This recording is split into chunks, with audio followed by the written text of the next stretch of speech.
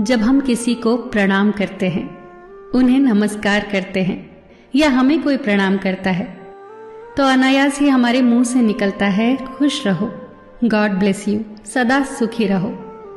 ये जो प्रणाम के उत्तर में हमारे मुंह से निकलते हैं ना, ये कोई साधारण शब्द नहीं है।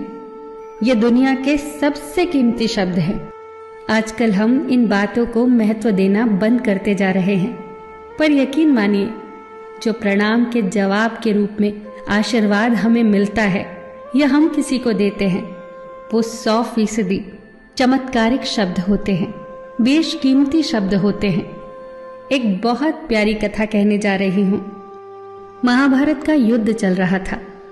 एक दिन दुर्योधन के व्यंग से आहत होकर भीष्म पितामह यह घोषणा कर देते हैं कि मैं कल पांडवों का वध कर दूंगा। इस घोषणा का पता जैसे ही पांडवों को चलता है तो उनके शिविर में बेचैनी बढ़ जाती है।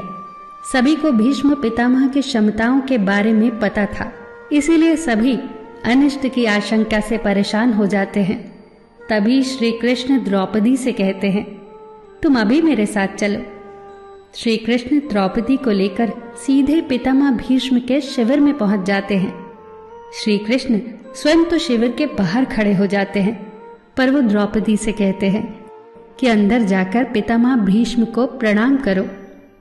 जैसे ही द्रौपदी ने शिविर के भीतर जाकर पितामह भीष्म को प्रणाम किया, तो पितामह भीष्म के मुख से द्रौपदी के लिए ये आशीर्वाद निकला, अखंड सौभाग्यवती भव।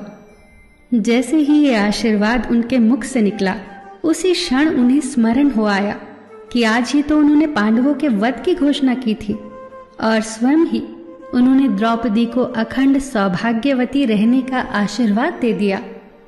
फिर पितामह भीष्म ने द्रौपदी से पूछा, पुत्री, क्या तुम इतनी रात को यहाँ अकेली आई हो या तुम्हें यहाँ श्री कृष्ण लाए हैं? तब द्रौपदी ने कहा, जी पितामह, और वो शिविर के बाहर ही खड़े हैं।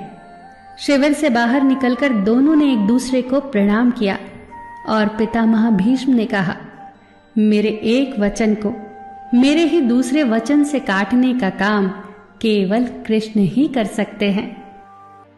शिविर से वापस लौटते समय श्री कृष्ण ने द्रौपदी से कहा, तुम्हारे एक बार जाकर पितामह को प्रणाम करने से तुम्हारे पतियों को जीवन दान मिल गया है।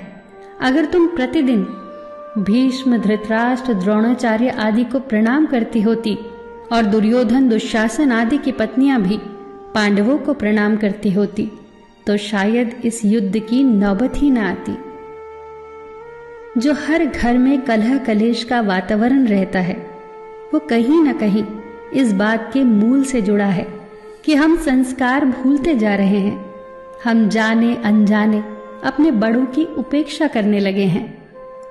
याद रखना कि हर चीज पैसे से खरीदी नहीं जा सकती, और ये भी याद रखना कि हर बात का जवाब गूगल से नहीं मिलता। उसके लिए बुजुर्गों के पास भी बैठना पड़ता है। शरीर की खुराक के साथ साथ हमारी आत्मा को भी खुराक चाहिए, जो संस्कारों से हमें मिलती है। हम भूलते जा रहे हैं आशीर्वाद के महत्व को। आशीर्वाद एक कवच की तरह होता है, जो हर बाधा से हमारी रक्षा करता है। कितनी सुंदर बात कही है किसी ने। प्रणाम अनुशासन है, प्रणाम शीतलता है, प्रणाम आदर सिखाता है, प्रणाम से सुविचार आते हैं, प्रणाम झुकना सिखाता है, प्रणाम क्रोध मिटाता है, प्रणाम आंसू धो देता है, प्रणाम अहंकार मिटाता है, प्रणाम हमारी संस्कृति है। आप सभी को मेरा सादर प्रणाम। फिर मिल